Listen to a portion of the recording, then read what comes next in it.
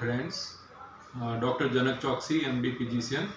આપણે વાત કરીશું આપણે વર્લ્ડ ડાયાબિટીસ ડેની. આપણે 14 નવેમ્બરે બેસતા વર્ષના દિવસે આ વખતે ડાયાબિટીસ ડે આવે છે.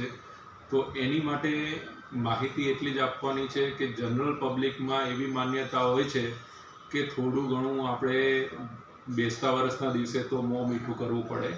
થોડું ઘણું એકબીજાને ડાયાબિટીસ હોવા છતાં લેવામાં કંઈ વાંધો નથી અને એક ગોળી વધારે લઈ લે અથવા તો 2 યુનિટ ઇન્સ્યુલિન વધારે લઈ લે.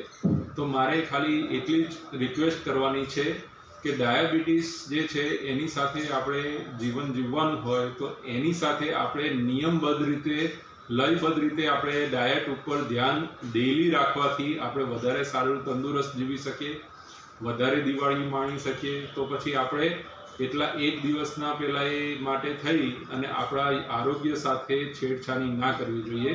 અને આપણે ખોરાક ખાવામાં એવું નથી કે આપણે ના જ ખાઈએ, પણ આપણે દરેક ફૂડની એક ગ્લાયસેમિક ઇન્ડેક્સ હોય છે, એને ધ્યાનમાં રાખીને આપણો એનર્જીનો વપરાશ કેટલો રહેશે, આપણો ડેલી આપણો એનર્જીનો ઇન્ટેક કેટલો છે એટલો જ આઉટપુટ હોવો જોઈએ.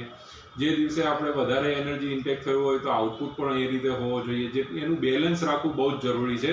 તો જે જે ગ્લાયસેમિક ઇન્ડેક્સ હોય એ પ્રમાણે આપણે ડાયટ લેવો વધારે જરૂરી રહે છે. Thank you.